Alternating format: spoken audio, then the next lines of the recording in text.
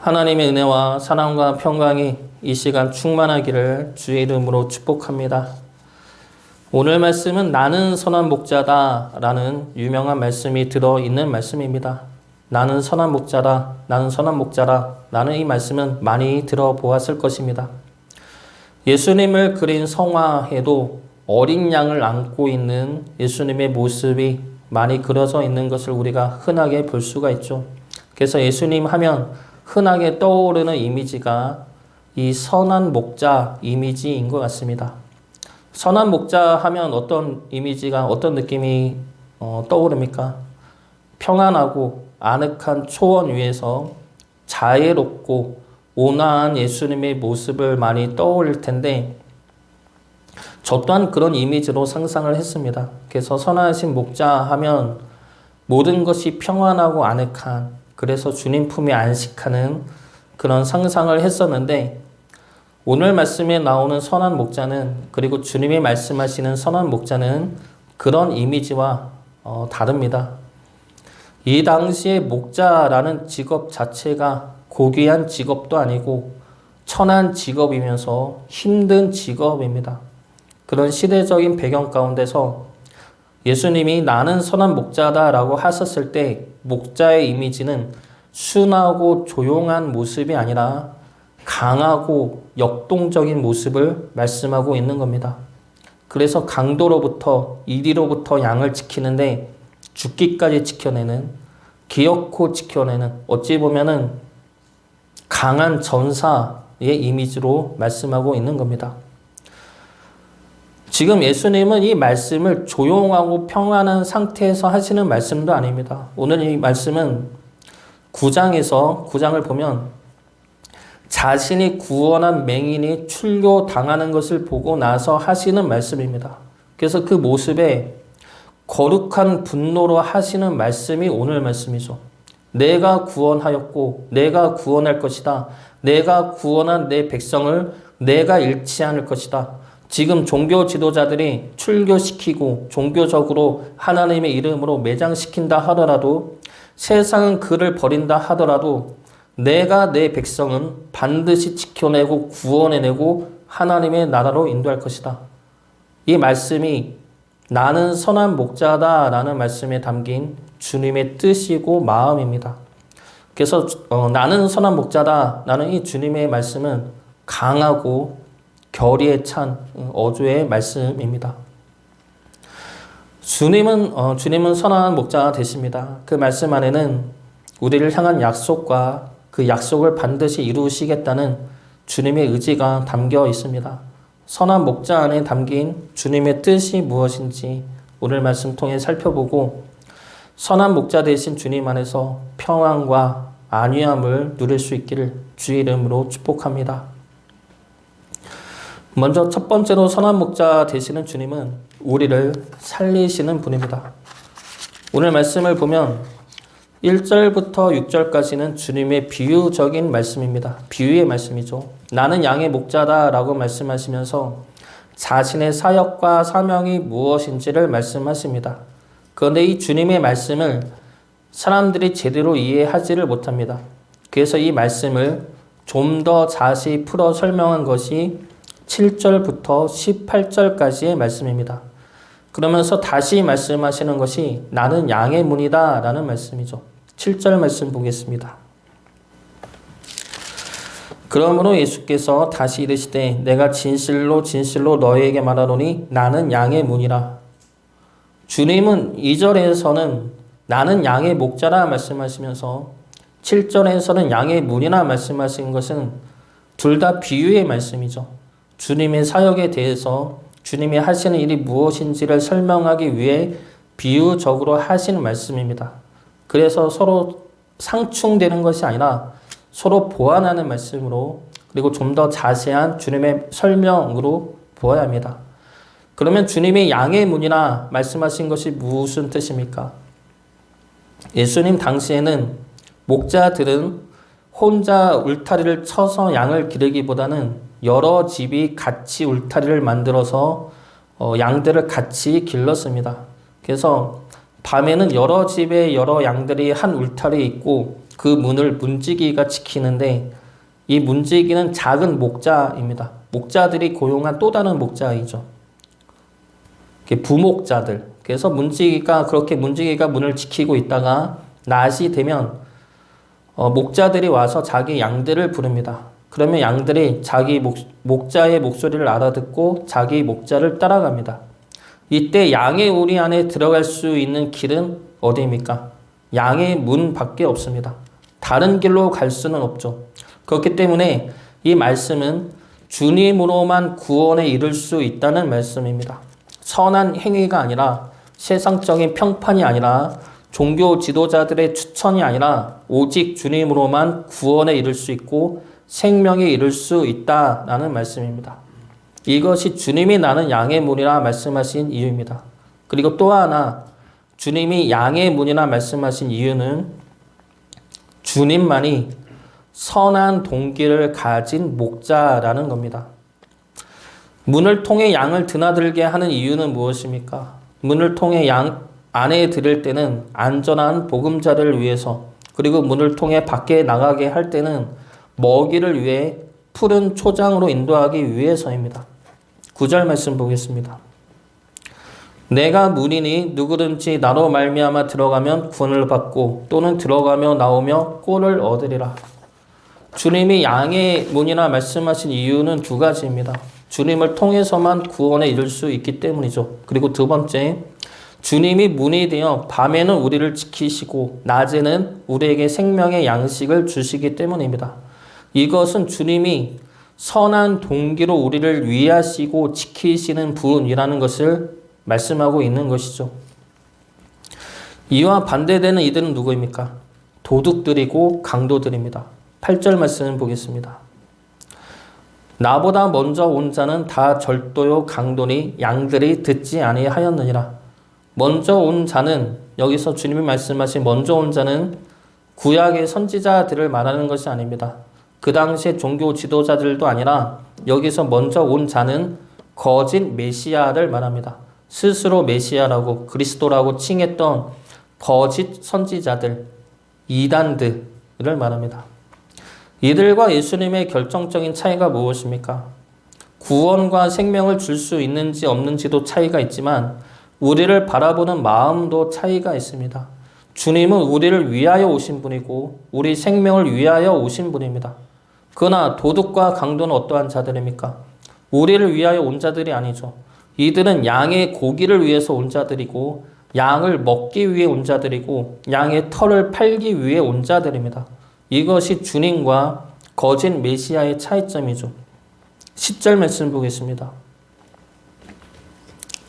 도둑이 오는 것은 도둑질하고 죽이고 멸망시키려는 것뿐이요 내가 온 것은 양으로 생명을 얻게 하고 더 풍성히 얻게 하려는 것이라.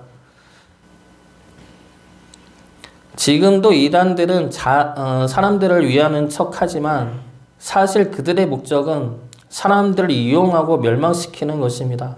그들이 가진 재산을 빼앗고 인간으로서 누려야 할 존엄성을 빼앗고, 그래서 결국은 구원의 생명까지 막아서는 것이 이단들이고 거짓 종교인들입니다.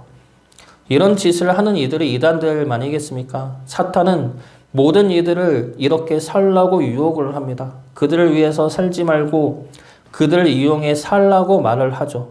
그들을 위해서 너를 희생하지 말고 그들을 이용해 너를 배불리 하라 말합니다. 그러나 주님은 어떻습니까? 우리를 이용하지 않고 우리를 위하여 오셨습니다. 우리 생명의 풍성함을 위해 오셨습니다. 주님만이 진정으로 우리를 위하시고 우리를 살리시는 분이죠. 그렇기 때문에 우리 삶에 때로는 환난이 있고 어려움이 있는 것입니다. 그렇게 해야 우리가 생명의 길로 나아갈 수가 있고 그렇게 해야 우리가 축복의 길로 나아갈 수가 있기 때문입니다. 무조건적으로 우리가 원하는 것을 주님이 들어준다면 우리는 주님이 말씀하시는 하늘나라의 뜻을 알지 못하고 하늘의 가치도 모르고 그리고 주님이 얼마나 우리를 아끼고 사랑하는지도 알지 못할 것입니다. 주님은 우리가 원하는 것을 들어주는 분이 아니라 우리를 위하여 우리에게 가장 복된 길로 인도하시는 분입니다. 그래서 우리가 늘 주의 길에 서도록 붙잡아 주시고 알려주시고 이끄십니다. 그 모든 것들이 우리를 위하여, 우리에게 생명의 풍성함을 누리게 하기 위하여 역사하시는 주님의 사랑입니다. 진정으로 우리를 위하시고 우리를 살리시는 주님을 믿고 의지함으로 우리 또한 주님을 위한 삶을 살아갈 수 있기를 주의 이름으로 축복합니다. 두 번째로 선한 목자 되시는 주님은 죽기까지 우리를 지키시는 분입니다. 11절과 12절 말씀 보겠습니다. 나는 선한 목자라. 선한 목자는 양들을 위하여 목숨을 버리거니와 삭구는 목자가 아니요 양도 제 양이 아니라 이리가 오는 것을 보면 양을 버리고 달아나나니 이리가 양을 물어가고 또 해치느니라. 주님이 말씀하신 선한 목자는 아까 처음에도 이야기했듯이 착하고 마음이 따뜻한 사랑이 많은 이러한 느낌으로 쓰는 말씀이 아닙니다. 물론 주님은 그러하죠. 착하고 따뜻하시고 사랑이 많으지만 여기서 선한 목자, 주님이 선한 목자다라고 하신 말씀의 더 정확한 뜻은 존귀한 목자, 착한 행실의 목자라는 의미입니다. 무엇이냐면 성품이 선한 목자라는 의미가 아니라 진정한 목자, 목자다운 목자, 참된 목자라는 의미입니다. 목자로서의 역할을 충실히 감당해내는 목자라는 것이죠. 그러면 목자의 역할이 무엇입니까? 양을 지키는 것이죠. 양의 생명을 지키고 보호하고 양을 키우는 것입니다. 곰이 오면 곰과 싸우고 늑대가 오면 늑대를 쫓아내고 그 어떤 것들도 자신의 양들을 해하지 못하도록 지켜내는 것입니다. 그리고 그 일을 위해 목숨까지도 버릴 수 있는, 그리고 실제로 목숨을 버렸던 참다운 목자가 바로 주님이죠. 이와 반대되는 이들은 어떤 목자입니까? 바로 삭군 목자입니다. 돈을 위해 양을 치는 목자이죠. 이들은 자신을 위해 양을 치는 자들입니다. 자신의 이득을 위해, 자신의 욕심을 위해 양을 치기 때문에 양의 생명보다는 자신의 생명을 더 우선시 여기죠. 자신에게 이득이 된다면 이득이 되는 만큼 양을 돌보겠지만 이득보다 피해가 크다면 기꺼이 양을 버릴 수 있는 자가 이 삭군 목자입니다. 받은 만큼만 일하는 것이죠. 그런데 삭군 목자 하면 어감이 안 좋아서 아주 나쁜 목자의 이미지가 이 삭군 목자이지만 가만히 생각을 해보면 대부분의 목자가 이 삭군 목자입니다. 어느 누가 양을 위해 자신의 목숨을 버리겠습니까? 우리는 버릴 수 있겠습니까? 곰이 양을 잡아 먹으러 올 때 대부분의 목자들은 도망가죠.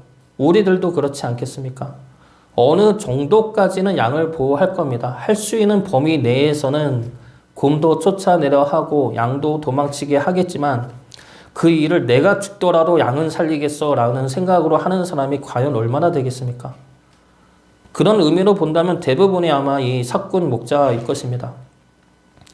그런데 주님이 말씀하신 선한 목자와 삭군 목자가 이렇게 차이가 나는 이유가 무엇입니까? 왜 주님은 목숨을 버릴 수 있고 삭군 목자는 목숨을 버릴 수가 없습니까? 목적이 다르기 때문이죠. 삭군 목자의 목적은 자신입니다. 그 자신에게 주어지는 돈이죠. 내가 목적이지 양이 목적이 아닙니다. 반면에 주님의 목적은 무엇입니까? 주님의 목적은 주님이 아니죠. 양이 목적입니다. 양을 살리고 지키고 배불리 하는 것이 목적입니다. 그것이 주님의 목적이고 그것이 주님에게 주어진 하나님의 뜻이고 그리고 이 땅에 내려오신 주님의 이유입니다. 그래서 주님은 우리를 위해 십자가를 지신 것이죠. 우리를 지켜내기 위해서입니다. 브렌 브라운이라는 심리학자가 있는데 이분이 이런 말을 했습니다. 부모는 이미 일어나지 않은 일에 대한 죄책감을 미리 느낀다 라는 겁니다. 그래서 예를 들면 자녀가 유학을 가서 안 좋은 일이 생기면 엄마는 무슨 생각을 하겠습니까? 내 말 그렇게 안 듣더니 결국은 그 꼴이 나는구나 라는 생각을 안 하고 엄마는 그때 이런 생각을 한다는 겁니다. 유학 간다고 했을 때 내가 말렸어야 했는데 내가 그때 가지 말게 했었어야 했는데 그러면서 평생 그걸로 괴로워하고 죄책감 쪽에 살아간다는 것이죠. 우리 아내가 어릴 때 걷지도 못하고 기어다닐 때 밥솥 뚜껑을 잡아서 손에 화상 자국이 있습니다. 그런데 그 이야기를 장모님이 아직도 가끔씩 안쓰럽게 이야기하십니다. 저에게 이야기하시는 것이죠. 그래서 그때 딸을 지키지 못한 것이 후회가 되는 겁니다. 이것이 엄마의 마음이라는 것이죠. 자녀가 무슨 안 좋은 일을 당하면 그것이 자녀의 책임이 아니라 자신의 책임으로 여기고 그것에 대해 자책하며 괴로워한다는 겁니다. 우리를 바라보시는 주님의 마음도 이와 같다는 겁니다. 자신이 죽을지언정 우리를 살리고 싶은 마음이 주님의 마음이죠. 자신의 생명보다 우리의 생명을 지키고 싶은 마음이 주님의 마음입니다. 그리고 이 마음을 실제로 행하신 분이 우리 주님 되시죠.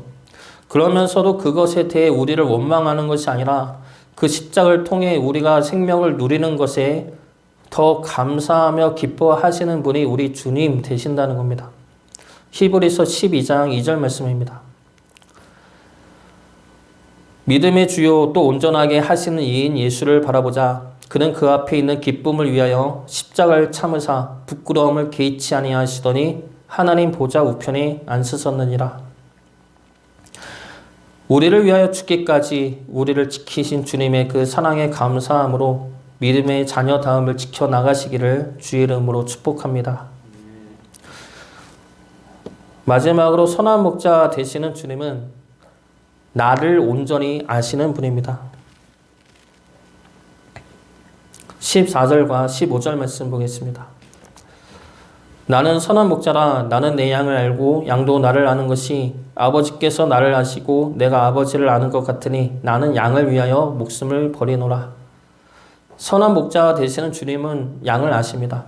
선한 목자는 성품이 착한 목자가 아니라 참된 목자, 목자다운 목자의 이미지로 보아야 합니다. 그러면 선한 목자는 양에 대해서 잘 알 수밖에 없습니다. 내 양이 어떠한지, 내 양의 건강이 어떠한지, 내 양의 기분이 어떠한지, 내 양이 어떤 걸 좋아하는지, 어떤 걸 싫어하는지 수시로 체크하고 아는 자가 참된 목자입니다. 동물훈련사 강영욱 씨가 있습니다. 그 유명하신 분이죠. 개에 대해서 전문가이고 방송도 여러 번 나와 유명한 방송인입니다. 근데 그분이 유명해지게 된 것이 그분만의 독특한 개 훈련 방법에 있었다고 합니다. 우리나라에서는 그동안 알파독이라는 훈련법으로 개를 훈련시켰는데 이 훈련법은 개에 대해서 명령과 체벌로 강압하고 위압하면서 훈련시키는 법이라고 합니다. 훈련 방법이죠. 그런데 서구에서는 카미 시그널이라는 훈련법이 유행하고 있었고 강영욱 씨가 이 훈련법을 배워 한국에 도입을 한 겁니다. 그래서 이 카미 시그널 훈련법은 반려견 행동의 문제의 원인을 개의 입장에서 파악하고 해결해 나가는 방식이라고 합니다. 그래서 이러한 방식을 통해 반려견이 스스로 생각하게 하고 보호자가 원하지 않는 행동을 하지 않게 유도한다는 것이죠. 그래서 이 훈련법은 똑같은 상황에서도 문제의 원인을 다르게 보고 또 자세히 관찰을 해야 돼서 시간도 오래 걸린다고 합니다. 그렇지만 강압적인 훈련법이 아니라 서로 이해하고 고쳐나가는 훈련법이라 반려견과의 관계는 더욱더 깊어지게 되는 장점이 있습니다. 그래서 그 원래 있었던 알파독이라는 훈련법과 카미 시그널이라는 훈련법의 차이는 중심이 누구냐이죠.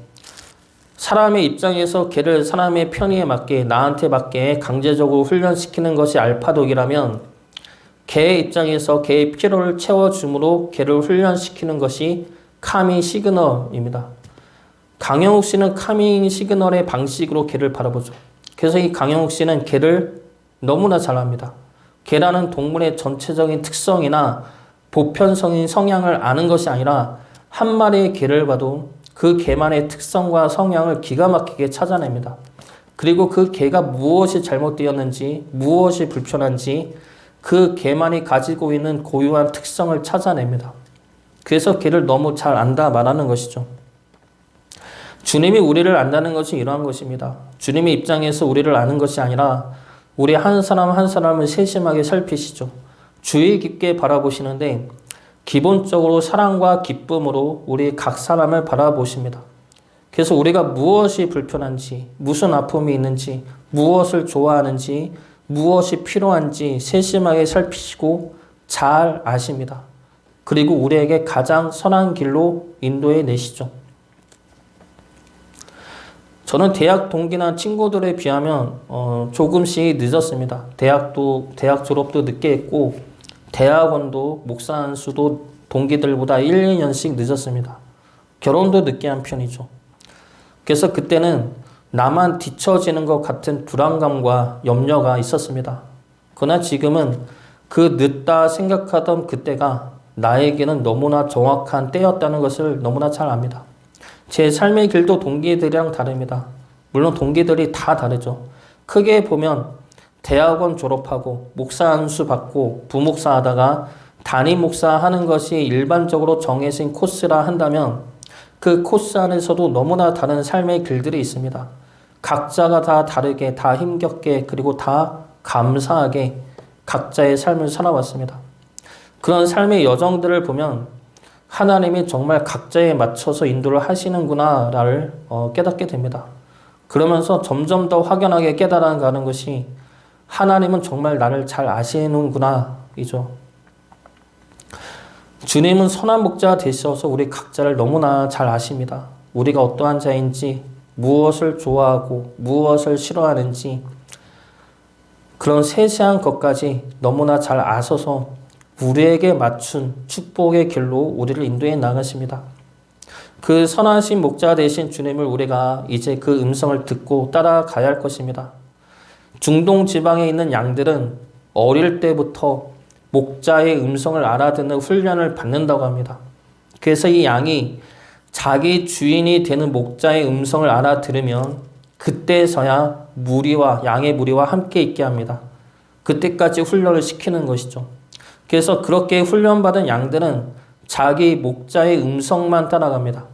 다른 목자가 아무리 불러도 따라가지 않습니다. 그래서 오늘 말씀에 나오는 이 주님의 말씀은 양이 자기 주인의 음성을 따라간다는 것은 그 당시 당연하면서도 현실적이고 보편적인 실제 모습입니다. 그래서 한 우리 안에 여러 목자들의 양들이 같이 섞여 있어도 걱정할 필요가 없는 것이 목자가 부르면 양들이 다 알아서 자기 목자들을 따라 나간다는 겁니다. 주님 역시 우리의 선한 목자가 되시어서 사랑의 음성으로 우리를 부르십니다. 그 부르심을 우리가 따라 나아갈 때 그 길은 우리에게 생명의 길이 되고 참된 축복과 평안의 길이 될 것입니다. 시편 23편 1절부터 4절까지 말씀입니다. 여호와는 나의 목자시니 내게 부족함이 없으리로다. 그가 나를 푸른 풀밭에 누이시며 쉴 만한 물가로 인도하시는도다. 내 영혼을 소생시키시고 자기 이름을 위하여 의의 길로 인도하시는도다. 내가 사망의 음침한 골짜기로 다닐지라도 해를 두려워하지 않을 것은 주께서 나와 함께 하심이라. 주의 지팡이와 막대기가 나를 안위하시나이다. 다윗의 이 고백이 우리의 고백이 되어 어떤 상황에서도 선한 목자 되신 주님 안에서 평안과 기쁨을 누리시기를, 그리고 주님의 음성을 따라 나가는 참된 어린 양이 되기를 주의 이름으로 축복합니다.